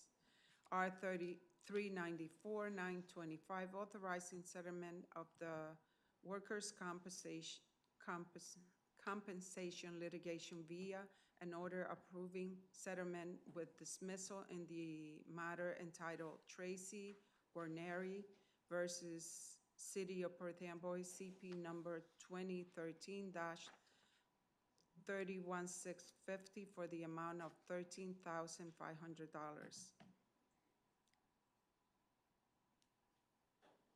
Are we going to have a closed session about that? That's with the closed session on the, Okay, if you want. somehow it's not here. Well, no, the closed session resolution always follows the communications on the agenda. Sorry, I was All right. going ahead of myself here. Okay.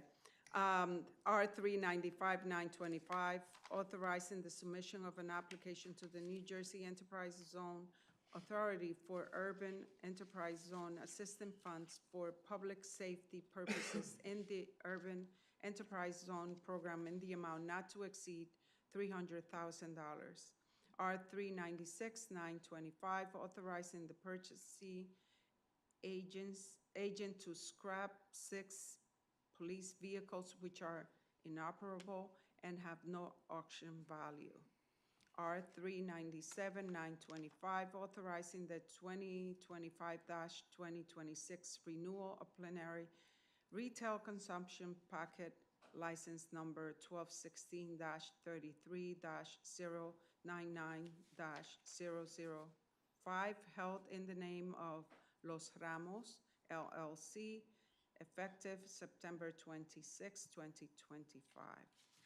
R-398-925, authorizing the place-to-place transfer of plenary retail consumption packet license number 1216-33-070-004, held in the name of VNR Multiple Investment LLC, TA Concon Quemao, Restaurant to 232 New Brunswick Avenue, effective September 25, 2025.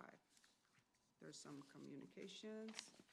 And closed session resolution, R 384-925, authorizing a closed session at the September 24, 2025 council meeting to discuss the following: workers' compensation litigation, Tracy Guarneri versus City of Perth Amboy, CP number 2013-31650.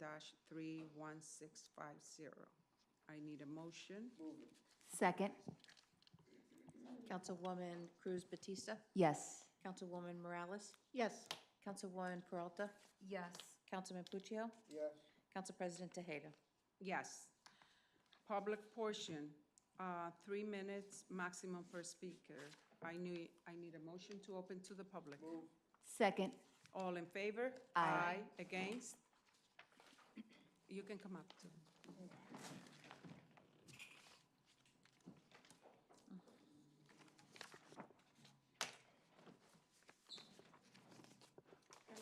Bring it down. Hello, good afternoon. Él me va a traducir. Okay. So, vengo por un handicap para mi mamá. Su nombre, perdón. Su nombre y Vargas. dirección. Ok, Charina Vargas Sosa, y la dirección es 151 Louis Street. 151 Lewis Street. Okay, go ahead. Ok, vengo por un handicap para mi mamá. La razón por la de que me lo denegaron es porque hay dos, y ella fue operada hace más o menos aproximadamente un año. Le pusieron un trasplante de rodilla, la cual por ahí no hay parqueo, y se me hace bien difícil poder ayudarla como a parquearse y eso. Al ella estar forzando esa pierna que le operaron, ahora le tienen que operar la otra. Le he dicho que no haga los trámites para esa operación porque como no hay parqueo, ¿cómo voy a poder con ella? Tengo un niño también como para poder ayudarla. En tiempo de frío su rodilla flaquea mucho, ella cojea de esa pierna y también, vamos a decir, si camina mucho, le duele el frío, la lluvia, por tener el trasplante de rodilla. Okay. You can translate for the ones that don't speak. Get close to the mic, please. So long story short, so she's done it for a handicap for her mom, right? So her mom got like a transplant on her leg. They denying it. I don't know why. So she done spoke with the city, but she don't want to do it because it don't make no sense trying to afford when they be denying the handicap. So she said it's been too cold for her to be walking late at night or during the day. And literally, what she said was too long, but the point is she keep looking for the handicap and they keep denying, and she's not able to be walking like she wants, you know? And that street where she lives is too hard to be finding park late at night, during the day, almost every day the same thing. So that's what basically she said. Thank you. I just want to understand, she had a knee replacement? Knee replacement on one leg, and she needs a second one On the on the second other, leg. on the second leg, and she's delaying the second transplant because of Because no. she has a child and she can't maneuver her She, child. I by her think mother. you sent a letter once, right? 151? Okay. All right. 151 151 Lewis. And she states that she doesn't know why she was denied the Well, handicap? no, she stated that it was denied because there's two spots. two Okay. spots already on that side. Because he said that she doesn't know why, he said that she didn't Yeah, know why. I I noticed just that wanna- when he translated Yeah. that it was Okay. wrong. La razón por la que me lo denegaron es porque ya hay dos. There's Entonces, two. yo estoy tratando de que puedan poner el tercero para entonces poder seguir con los trámites a la otra pierna, a que la puedan operar para ponerle el próximo trasplante Okay. de rodilla. Okay, thank you. We'll look into it and get back to you. Okay, Thank you. okay, Thank you. Chief. I know she was the one that would send a letter. I just looked quickly at that address, and it was back in July. There was some correspondence back and forth. From what I have, it was that there's already two on the street. Yes. And that the other was also the ADA, that it didn't necessarily fit under the ADA. Okay. Okay? Is this young lady the person, or is it for No, her the mom? mother. Okay, because she- she just operated her vehicle and parked in a handicap spot in front of here. Can you repeat So- that? When she came in, when I came in, and her vehicle, she was driving, she parked in a handicap spot outside there. Okay. So I'll go investigate that right now to see if that's a violation or not, if she is in fact a handicapped person or not, but, so that's why I was unclear whether it was her or her mom that it was for, because It's the her letters mom. that I saw was for her mom. It's her mom. Should we, Clarify clarify the rules so that she knows since she is here? I think somebody should just I think it advise says her. right Absolutely, I'm gonna, yeah, that if she's not, Advise her that Yeah, like, let's give her the heads up that. absolutely, if you know. she's not the handicapped person, clearly she can't be parking in a handicapped spot. Madam Okay. President, Go ahead. can you translate in Spanish? Okay. Should we bring her up? What's her name? I'm ¿Cómo sorry. se llama? ¿Cómo es que? Charina. Charina. Dice el jefe de la policía que cuando tú llegaste te estacionaste en el handicap de aquí. ¿Tú tienes placa? ¿Pero es para ti o es para tu mamá? Does she drive? I had to come up. Okay, I Maybe if can't she hear. comes up. Yeah. Ella, okay. okay. We can't hear her. Okay, so the placard belongs to her, because of her mother, she's the driver. And so that's why she parked there. So she's not No. allowed because the mother is not with her, right? Correct? Is that how it Yes. goes? Can we, so, Okay. para que usted, para que Yeah, could you entienda, tell her to come back up?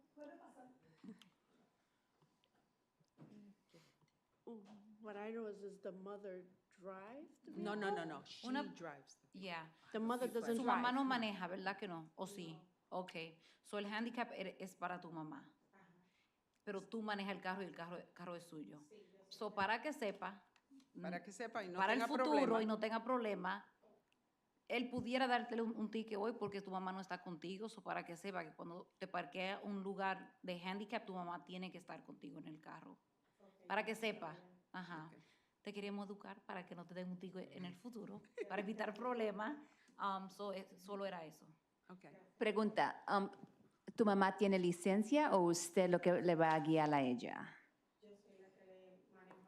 Okay, so ella no tiene licencia ahora, or no? Okay, can we translate for my Okay, translations or no, not? she, Good. the mother does not have any license, a driver's license. She's her driver. Okay? Okay. And so I told her that basically she can only have the tag when she's driving her mother. Okay, Okay, thanks. Thank you. thank you. I'm sure she was hungry. All right, anybody else? I'm sorry. Okay, we're gonna look into it, in maybe 2 weeks? In 2 weeks, en 2 semanas, okay? Te dejamos saber. Sorry, now my languages are getting mixed up. From who will this communication come from, just so that she's, Okay, Not you could, confused. Not sometimes confuse her, I right? ask, the BA to write to you, but since I will send you the email. okay, so el correo viene De Milady Tejeda, de la ciudad. Thank you. Go ahead. Go ahead. All yours. We're done. It's your show, not mine. First of all, my lawyer told me this. He graduated from Princeton. Government's in business to make your life miserable.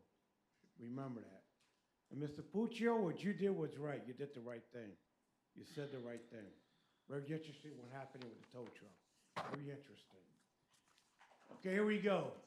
Smith Street is becoming a racetrack for these e-bikes. I'm telling you right now, I sit there, I see what goes on, that's my retirement life. It's becoming a racetrack, Smith Street, with these e-bikes. The same thing going up and down the sidewalks.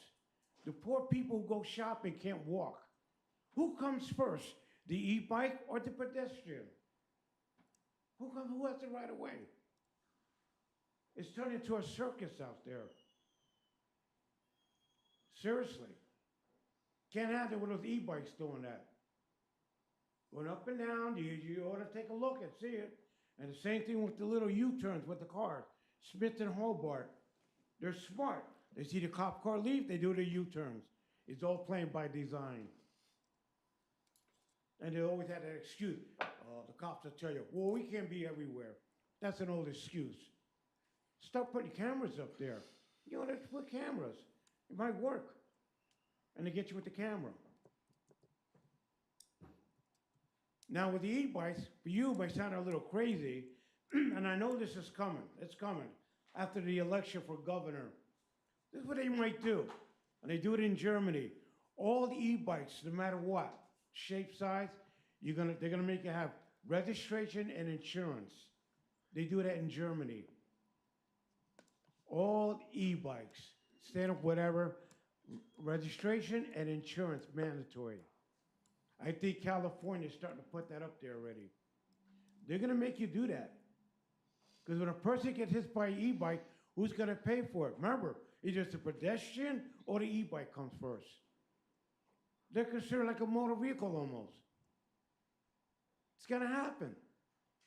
Once this election's over for governor, they're gonna come up to you. You're gonna have to put an ordinance, make these people have insurance and registration, no matter what. Watch.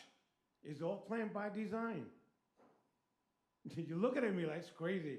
No, time to wake up. They gotta make you clean up your town, no matter who wins.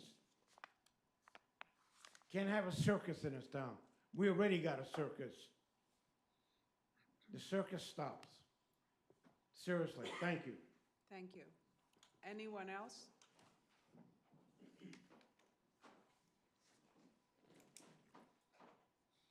How you doing? I was here last week, and I gave you guys a Name and petition. address, please. So Felix Castillo, 540 Colgate Avenue. Okay. I gave you guys a petition last time here. I'm here for the citizens, for the senior citizens from New Brunswick Avenue on both sides. And I have all the petitions on there. I'm here on their behalf too, besides me being here. Okay, the situation with the cars running fast at nighttime, it's not only happening in the daytime. It's happening very late at nighttime. I have a lot of video recordings on this situation we're having right now with the cars. I call all the time. What I think that should be done is that these guys know, and they're not from Perth, Amboy. These guys have come from Fords, from Edison, from everywhere on that side. What we need is police presence on that neighborhood. I go to the senior citizens every other day to sit down to see what they have, what their problems are, and their problems is the speeding on New Brunswick Avenue. And I want to clarify that this has to be, this is a serious issue. We had kids crossing the street, get killed this summer, very serious. So my thing is that I'm here to fight for them and not only for me. I want police presence at nighttime there because they know that the cops are the police officers are in the township. They're not on that side of our town, of Perth Amboy. That's why they're taking advantage, racing, and I mean, I got videos of everything here. Something's gotta be done. We have to get police presence more into that area there, from Colgate Avenue, from Florida Grove Road to New Brunswick Avenue to the senior citizens home where McDonald's is at. That's their routine every night, all the way to 2 o'clock in the morning. I lose sleep sometimes. And we have to do something about this. And the baseball players, I called last week. I told them, they told me who's drinking. I said the Magic Scissors Barbershop. I told them where they're at. They went to the opposite side. And young officers shaking his hands with the baseball players. I got video of that too. But that's not my concern right now. My concern is I'm gonna fight for the senior citizens. They're complaining to me, and I'm here to fight for them. And they can't cross the street because of this and the noise. I mean, I got recordings that's incriminating to what I'm talking about, okay? I'm trying to speak as fast as I can because of the clock. But like I said, we have to do something. We need more police presence in that area. So this can stop. This will make them not come around anymore. Once they see that they're there all the time, they're gonna go to another spot. You follow me? I appreciate your time. Thank you. Thank you. Thank you.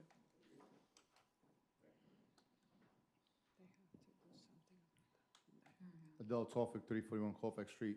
So back to the towing, the contracts, I did mention in the past that we need to have the meetings with all the towing guys. Mr. Keel had agreed, and hopefully we could do it, because, again, there's a lot of stuff, a lot of gray areas. And my second part to that is that what's being done about this targeted enforcement with only certain individuals. There's only certain individuals, like Council President said, her son got towed, person said X, Y, and Z. Did anything ever come out of that? Down by my area 2, by my shop, Grant and Patterson, everybody knows the famous portable flock system the police department has with all these fancy cameras on it. There's 3 on my corner. 3. High crime area, it's not. It's one of the least, one of the quietest. Something to think about. Why there's 3 cameras right by my area? Who's the focus on? There's 1 on each intersection. If you don't believe me, drive by and look at them. But again, I want to know what the city's going to do about this targeted enforcement from the police department. All the singling out from the police department, especially when there's other things in place that are taking effect. How far will it go, and when will it stop? Again, why is this 3 cameras down by me? It's not because of high crime area, that's for sure. As far as the meeting, I would like to see it sooner done than later, because it's been probably centuries since we had them, and they were very efficient. We got to discuss our problems, and we came to common denominators. As far as warnings from the police department, believe me when I tell you, they give no warnings. I'll tell you that for a fact. They either come with summons in their hands, or they come with suspension of violation and threats. That's all it is. There has to be a shift of power. You guys need to handle this more than the police department does. Because the way I see it, the police department right now is a dictatorship. Nothing else comes out of it. Nothing. So if you guys could coordinate with all of us, we could get together, I would really appreciate it. Thank you. Just for clarification, my son had to do the claim, not myself. He has that choice, but he didn't. In order for that particular tow to be given a ticket or whatever, a suspension, I gave him the choice to make the claim, but he didn't want to do it. The claim, To complain against that tow, because he was the owner, Back to the ordinance as it states. Thank you, No, Mr. I cannot make the complaint for him. He's an adult. Correct. Even if he was driving my car, I couldn't make it. Yes. I'd just like to clarify, I can't speak about specific police operations, but the placement of any cameras or anything else we have are directly related to complaints received for areas and so forth. And in that particular area, the administration can attest to, we've gotten multiple complaints there, myself, as well as the mayor's office, for particular incidents that were occurring that are now not occurring because of those presence of those cameras. They've been there for about a month, and I wouldn't use the word high crime or what have you, but there was certainly some nuisance things that were going on and quality of life issues that the residents were complaining about that we were addressing. How many, I'm sorry. Go ahead. How many of those cameras do we have Well, we have currently? many different types of cameras and those kinds of things. I can't get into specificities. Of those same types of cameras, approximately how many do we have? The 3 that he's stating are in his corner. I'm not sure what he's referring to, exactly what is on Flock his corner and cameras? what they are. I think that's what he called it, the flock. The portable flock I cameras. have no idea what he's talking about. The cameras that you're stating that were placed there. We have mobile trailers, yes. We do Okay, have how mobile many of trailers. those do we have? We have 6. 6. And out of the 6, we have 3 in that area, you're saying? I'm not saying that, no. I am. I'll see your pictures, so you know. Okay, because I'm sorry, the town it's not the biggest town, but in my opinion, I don't think we should have 3 out of the 6 in one specific area. That makes no sense to me. The chief's not saying that. Yeah, no, I'm not just saying saying, based on what he's saying, if that is the case, if that were the case, I will drive by and check myself. I don't think that, in my opinion, that's efficient. We should definitely look at that again. Just wondering. It's dictated by needs of the community. Yeah. I do have a question regarding the, I know you had put out during the summer regarding the e-bikes and mopeds and stuff like that. I know you putting out. So I just wanted to make sure I clarify, how is that being enforced? Because I myself, one time, was on a sidewalk, was almost run over by one of those mopeds. And how are we enforcing this? And how's the police department enforcing this? We have some Because it is very dangerous for, the pedestrians, and not only for the pedestrians, but the drivers of those e-bikes and mopeds as well.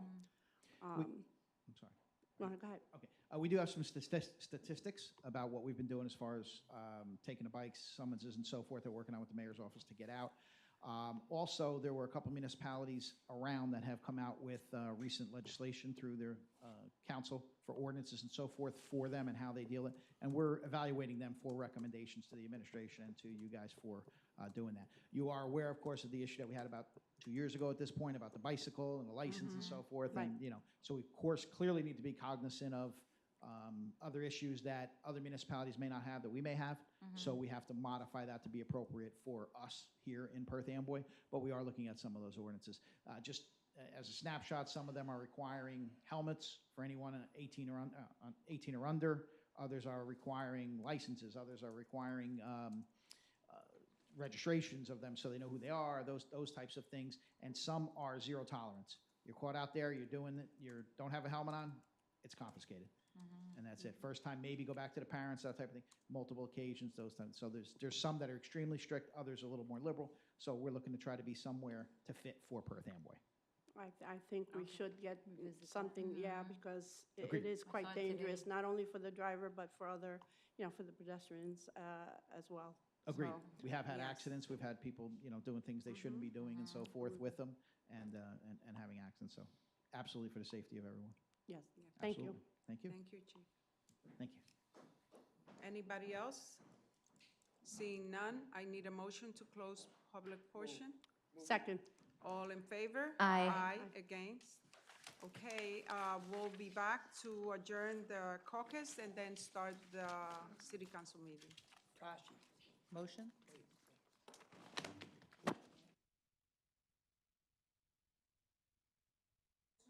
Move it. Closed session. Second. All in favor? Aye.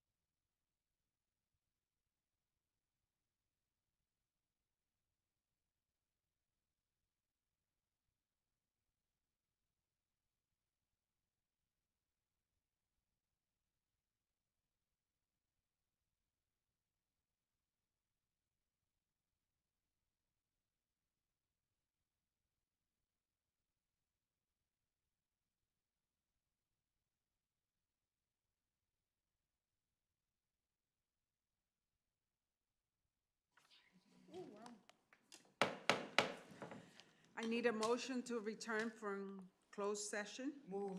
Second. All in favor? Aye. Against? I need a motion to adjourn the caucus meeting. Move. Second. All in favor? Aye. Against? Okay, now we are here. Good evening, this is the September 24, 2025 council meeting. Presiding officer of the council, Milady Tejeda, wishes to advise the audience that notice of this meeting has been filed with the Home News Tribune, the Star Ledger, and posted on the bulletin board in the city clerk's office and on the city's website, indicating that today's meeting is being held in the council chambers, City Hall, 260 High Street, right after the caucus and closed session. Council President Tejeda, as a courtesy of the governing body, I will ask all individuals present, including members of the audience, to please turn off all cell phones and electronic devices. Should you need to make a telephone call, please go out into the hallway and speak in a low voice so as not to disturb the ongoing meeting. Roll call, please. Councilwoman Cruz Batista. Present. Councilwoman Morales. Present. Councilwoman Peralta. Present. Councilman Puccio. Present. Council President Tejeda. Present. Let's stand for the invocation and Dear Lord, please watch over this governing body. Provide us with the wisdom and understanding the needs of our residents and the town. I also want to pray for those that are defending our freedom abroad and in the nation. Protect our children, protect our family, and protect every moment in our life that we are here with so much violence that is going on right now. I pray for our freedom and our protection. Amen. Amen. I pledge allegiance to the flag of the United States of America and to the republic for which it stands, one nation, under God, indivisible, with liberty and justice for all.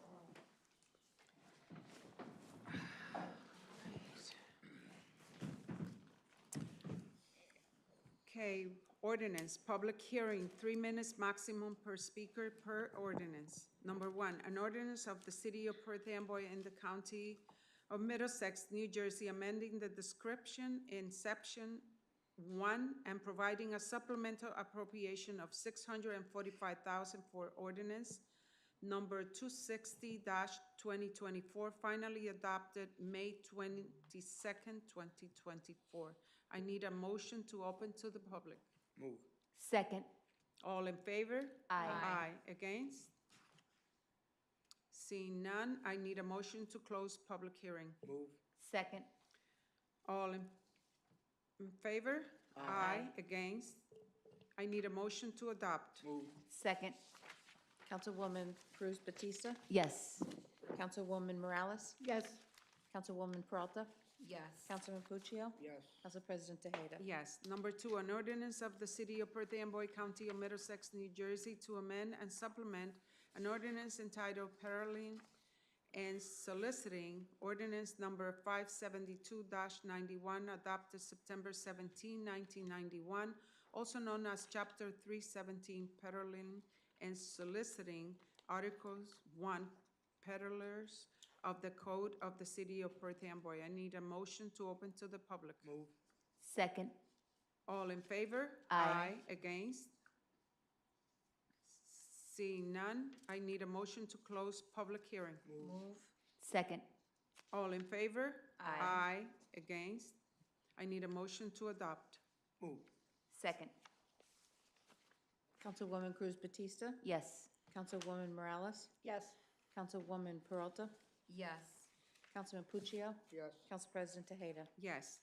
An ordinance of the City of Perth Amboy, County of Middlesex, New Jersey, to amend an ordinance entitled Vehicles and Traffic, Ordinance Number 194-78, as amended, adopted September 19, 1978, also known as Chapter 414 of the Code of the City of Perth Amboy, and this is about stop intersections. I need a motion to open to the public. Move. Second. All in favor? Aye. Against? Seeing none, I need a motion to close public hearing.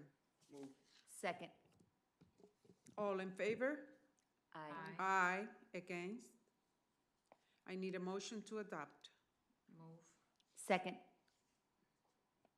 Councilwoman Cruz Batista? Yes. Councilwoman Morales? Yes. Councilwoman Peralta? Yes. Councilman Puccio? Yes. Council President Tejeda? Yes. Agenda, public comment. Citizen may address the council on any matter on the agenda which does not have its own scheduled public hearing. Citizens shall be permitted to speak once for a maximum of 3 minutes. This is on agenda item only. I need a motion to open to the public. Move. Second. All in favor? Aye. Against? Seeing none, I need a motion to close public comment. Move. Second. All in favor? Aye. Against? Okay, minutes.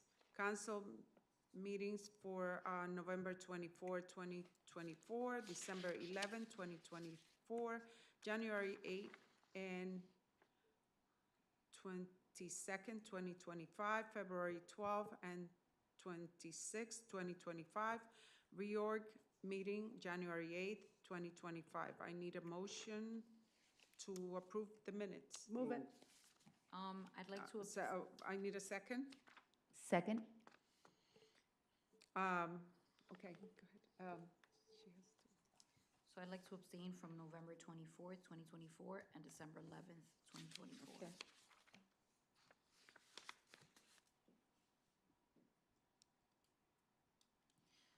Councilwoman Cruz Batista? Yes. Councilwoman Morales? Yes. Councilwoman Peralta? Yes, except for November 24th and December Number 11. 11th. Councilman Puccio?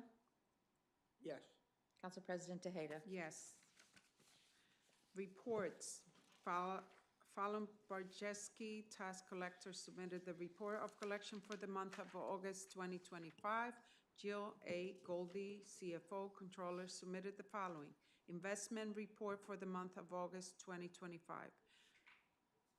Revenue and appropriation status report as of August 2025. Current fund, water, wastewater utility, parking utility, harborside marina utility.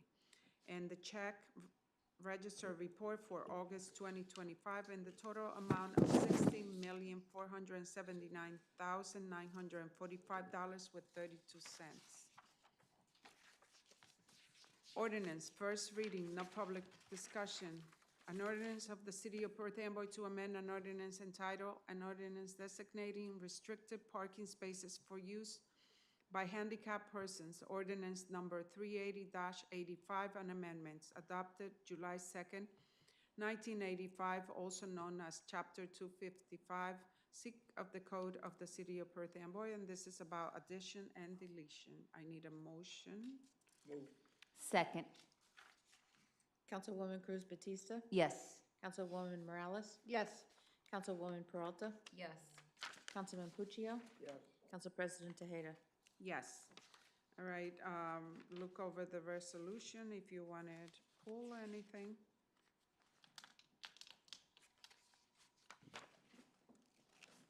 I'm good. You good? Everybody's good? I'm good.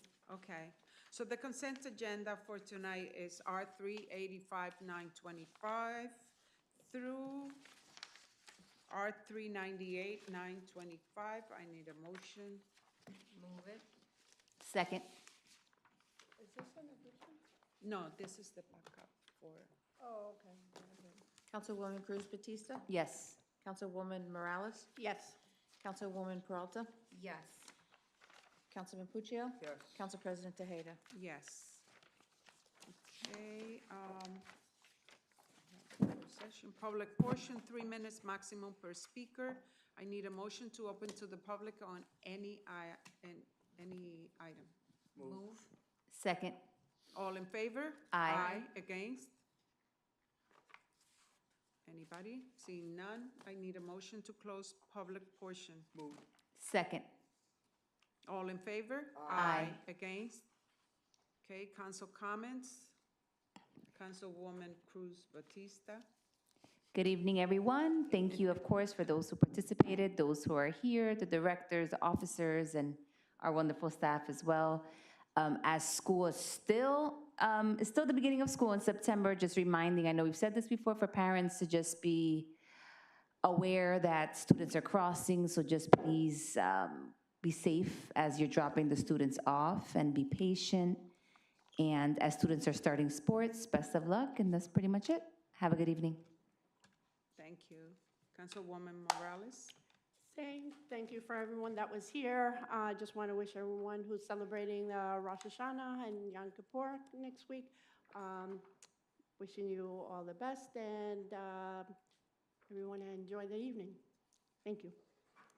Wasn't Rosh Hashanah Today? Today. Well, right? yesterday and today. Okay. Councilwoman Peralta. Just a few things.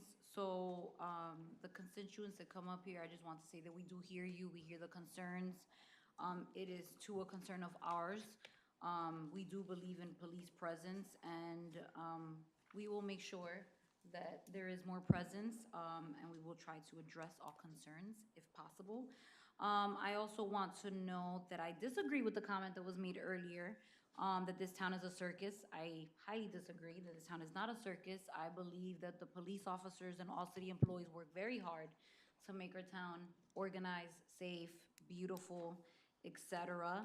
So I just wanted to point that out, that our town is not a circus. And I hope everyone has a great evening. Thank you. Councilman Cucho? Well said there, Councilwoman Peralta. Thank you. I really don't have too much to say. I think I said enough for tonight. I just want to thank the BA and the city attorney for putting up with me tonight, and the fine job that the city clerk is doing, and John Luke. Thank you. And thank you, ladies, for putting up with me tonight. So. Our pleasure. It's our pleasure. All right, I just want to thank everybody who came up, who were listening to what you're saying. We're taking notes, and we're really gonna continue working for this community that we love and that we all love, and we will work for the safety and everything that happens in Perth Amboy. I just want to tell you, I just went to the first grand opening the other day to Pisco, and some of the council people that are here were there, like Rose and Stacy. And it was a nice place. I really love it, the way they have made it. So I invite everybody to, when you go out for dinner, go and visit them. Pisco's on where the Portuguese Manor used to be, Elm Street. And it's a beautiful place. I can't wait to go and visit them. I think they will do great. And it's nice that we're bringing new, different cuisine to our town. So with that, The food was great. it was good. What they had for us at the grand opening was delicious. So I invite everybody to go and visit them. And can I just piggyback to that? Not to cut Yes, you go off, ahead. sorry. No. I think it's really important that, we contribute to our community. And so, as our council president has stated, it's a beautiful restaurant. That's not the only one. We have multiple restaurants that have opened up in town, and even our old restaurants. I think it's important that instead of leaving town, that we contribute to our own community and, take time to go visit these restaurants and the bakeries and whatever else our town has to offer, because that's why they're here. They're bringing to our community to serve us and, have these beautiful things to offer to us. So we should contribute by giving that same support back. And I can attest that it is a beautiful place and the food was delicious. So not just with that restaurant, but with all of the restaurants in town, instead of leaving town, try to stay within the town. Sorry. Yes. So we want them to succeed in our city. So I invite all of you to take a little walk over there and have a little nice dinner for whatever occasion you're celebrating. Or you don't even have to celebrate any occasion. Just go out and have a nice dinner. So with that, thank you for participating, and I need a motion to adjourn. Move. Second. All in favor? Aye. Against? Okay, have a good night, everybody. Have a good night.